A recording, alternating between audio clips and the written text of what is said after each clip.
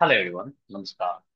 के तपाईँ जीवन बिमा अभिकर्ता हुनुहुन्छ? जीवन बिमा अभिकर्ता तपाईँ काम गर्दै हुनुहुन्छ भने तपाईँले काम गर्दै गरेको कम्पनीको जीवन बिमा योजनाहरूबारे अनिवार्य रूपमा जान्नै पर्ने हुन्छ। अनि मात्रै तपाईँले आफ्नो कस्टमरलाई जीवन बिमाको बारेमा मजाले बुझाउन सक्नुहुनेछ। तपाईँले आफ्नो कस्टमरलाई मजाले बुझाउनु भयो भने तपाईँले धेरैभन्दा धेरै जीवन बिमा पोलिसीहरू जारी गर्न सक्नुहुनेछ। साथै तपाईँले धेरैभन्दा धेरै आम्दानी पनि कमाउन सक्नुहुनेछ। आज म गार्जियन माइक्रो लाइफ इन्सुरेन्स अन्तर्गत रहेको बाल सम्बद्ध लघु जीवन बिमा योजनाबारे जानकारी गराउन गएको छु। कृपया भिडियोलाई ध्यान दिएर सुन्नुहोला, बुझ्नुहोला र आफ्नो कस्टमरलाई बुझाउने प्रयास गर्नुहोला। तपाईँले यो भिडियो हेर्ने क्रममा के जिज्ञासा भएमा वा केही कन्फ्युजन भएमा तपाईँले कमेन्टमा आफ्नो जिज्ञासा वा आफ्नो कन्फ्युजन लेख्न सक्नुहुन्छ। म तपाईँको कन्फ्युजन तथा जिज्ञासालाई समाधान गर्ने पूर्ण प्रयास गर्छु। अब म स्क्रिन सेयर गरेर तपाईँलाई देखाउन चाहन्छु। गार्डियन माइक्रो लाइफ इन्सुरेन्स अन्तर्गत रहेको बाल सम्बद्ध लघु जीवन बिमा योजनाबारे विस्तृत जानकारी गराउन गएको छु। यो भिडियोलाई ध्यान दिएर सुन्नुहोला, बुझ्नुहोला, हेर्नुहोला। केही कुरा नबुझिएमा तपाईँले कमेन्टमा आफ्नो जिज्ञासा लेख्नुहोला। म तपाईँको जिज्ञासालाई समाधान गर्ने पूर्ण प्रयास गर्नेछु। बाल सम्बद्ध लघु जीवन बिमा योजनाको न्यूनतम बिमाको रकम रु 50,000 रुपियाँ रहेको छ भने अधिकतम बिमाको रकम रु 5 लाख रुपियाँ रहेको छ। बाल सम्बद्ध लघु जीवन बिमा गर्ने बच्चाको उमेर 30 दिनदेखि 15 वर्षसम्मको हुनुपर्नेछ भने प्रस्तावकको उमेर 20 वर्षदेखि 55 वर्षसम्मको हुनुपर्नेछ।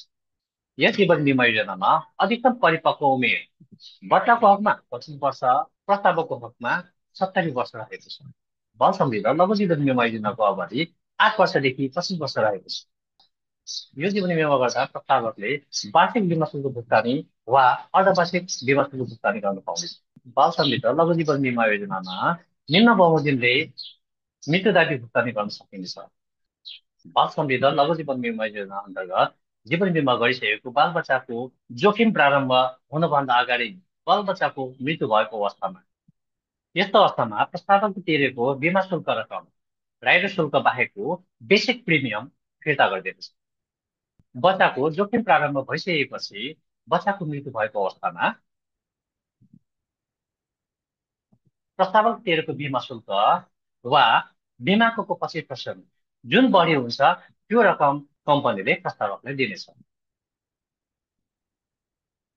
र बिमा सकिनेछ। जीवन बिमा अवधिभित्रै प्रस्तावकको मृत्यु भएमा के हुन्छ त?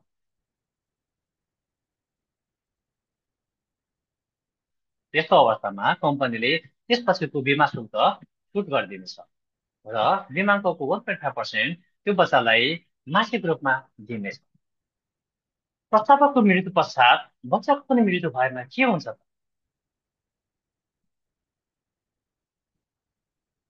फेरि त्यस्तो घटना बच्चाको जोखिम प्रारम्भ हुनुभन्दा अगाडि नै भएको अवस्थामा तिरेको बिमाका रकम फिर्ता गरिनेछ।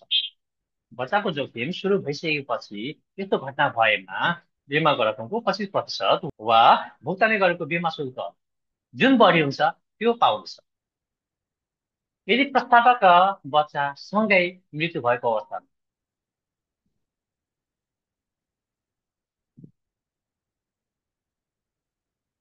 यस्तो अवस्थामा बिमाको रकम बराबर पैसा नोमिनीले पाउनेछ र बच्चाको जोखिम प्रारम्भ हुनुभन्दा अगाडि नै यस्तो घटना भएको अवस्थामा तिरेको बिमा शुल्क हकवालाले पाउनेछ भने जोखिम प्रारम्भ भइसकेपछि यस्तो घटना भएमा बिमाका रकमको 25% वा टोटल बिमा शुल्क भुक्तानी गरेको रकम जुन बढी हुन्छ त्यो पनि सँगै पाइने। बच्चाको जोखिम प्रारम्भ भइसकेपछि यस्तो घटना भएमा बिमाका रकमको 25% वा तिरेको कुल बिमा शुल्क जुन बढी हुन्छ त्यो पाइनेछ।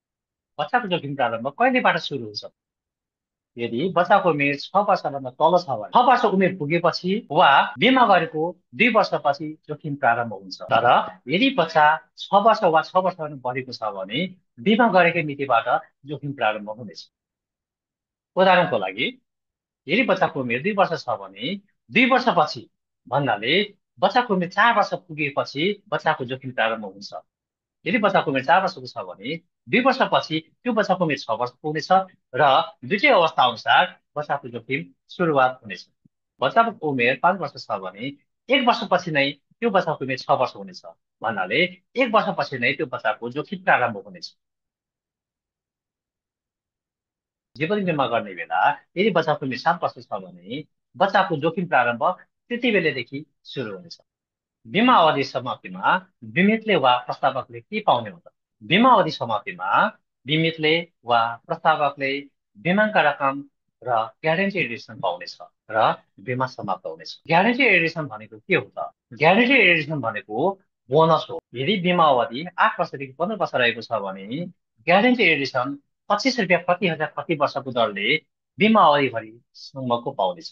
यदि बिमा अवधि 16 वर्षदेखि 20 वर्ष रहेको छ भने ग्यारेन्टी एडिसन 35 रुपियाँ प्रति हजार प्रति वर्षको दरले बिमा अवधिसम्मको पाइनेछ। त्यसै गरी यदि बिमा अवधि 21 वर्षदेखि 25 वर्ष रहेको छ भने ग्यारेन्टी एडिसन 45 रुपियाँ प्रति हजार प्रति वर्षको दरले बिमा अवधिसम्मको पाउनेछ। यो बिमा योजनामा के राइडरहरू लागू गरिएको छ त? यो बिमा योजनामा प्रस्तावकको लागि एमआइबी भन्नाले मन्थली इन्कम बेनिफिट र प्रिमियम वेभर बेनिफिट पिडब्ल्युबी लागू गरिएको छ। साथै यो बिमा योजनामा ADB accidental death benefit, accidental total and permanent disability benefit rider PTD लागू गरिएको छ।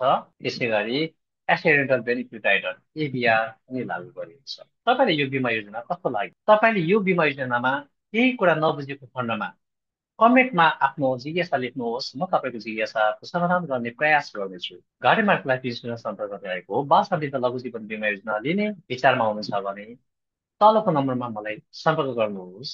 म तपाईँलाई यो जीवन बिमा योजनाको बारेमा पूर्ण जानकारी गराएर जीवन बिमा लिन सहयोग गर्नेछु। धन्यवाद।